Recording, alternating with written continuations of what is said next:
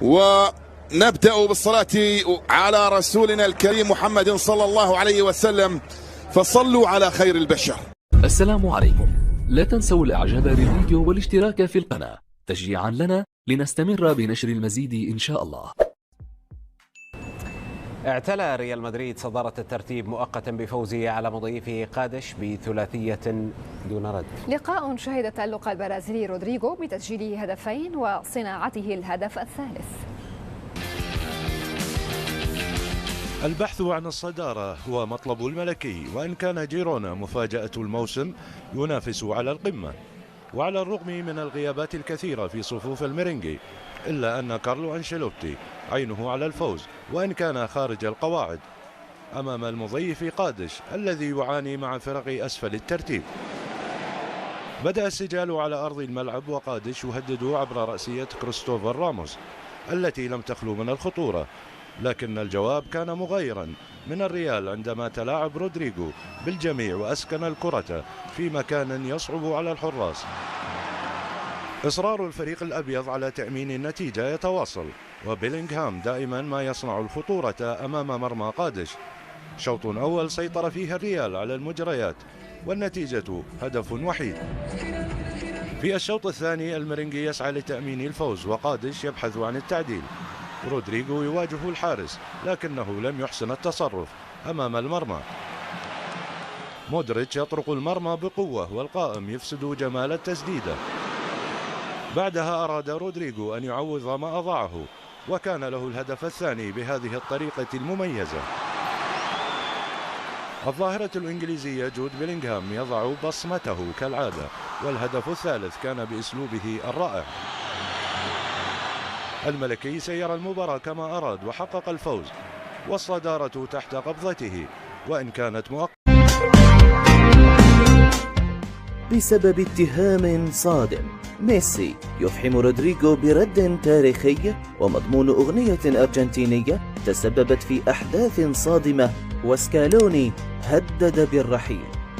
ميسي ورودريغو يصنعان الحدث في مشهد حاد وصادم بينهما. الجماهير تهتف بهتاف كلمات قوية جدا تسببت في فوضى عارمة في ملعب ماراكانا. ليونيل ميسي يفحم لاعب ريال مدريد برد للتاريخ بكلمات قوية لا تصدق انتشرت كالنار في الهشيم في كل مكان.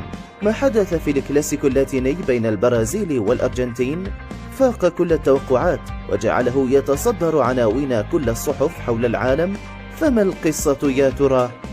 كل شيء بدأ فعليا قبل بداية المباراة. حتى ميسي على حافة الملعب يطلب من زملائه عدم اللعب والخروج من الملعب أمام صدمة الملايين من متابعي المباراة واستغراب كبير من لاعبي البرازيل، وعلى رأسهم نجم ريال مدريد رودريغو الذي بات يعد نجم خط هجوم السيليساو وسط إصابة فينيسيوس جونيور ونيمار جونيور.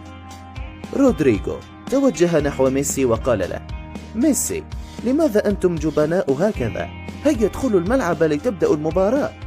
ميسي رد بشكل مفحم جعل رودريغو في دهشة لا يستطيع حتى التحدث. الليو الذي بدا غاضبا جدا قال: لماذا نحن جبناء؟ حسنا، نحن جبناء لأننا نلعب هنا كأبطال للعالم، هل فهمت؟ ميسي استمر في رفضه اللعب رغم إصرار الحكم واللاعبين، مما جعل المباراة تتأخر كثيرا قبل البداية، وما حدث بعد ذلك كان مشهدا تاريخيا.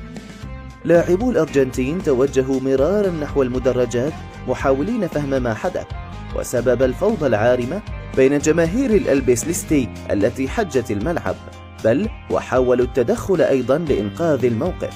والحقيقة أن تلك المشاهد التي لطخت صورة المباراة بأكملها كان وراءها مقطع فيديو صادم وأغنية أرجنتينية تتباهى بإنجازات الأرجنتين وتنتقص من البرازيل ومن بيليه، وتذكرهم كيف أن مارادونا وكانينجا وميسي تغلب عليهم مرارا، وهو الأمر الذي أشعل صراعا قويا بين جمهوري الفريقين وأجبر الشرطة على التدخل بشكل فوري. استمعوا هنا للأغنية التي تسببت في هذا الجدل كله.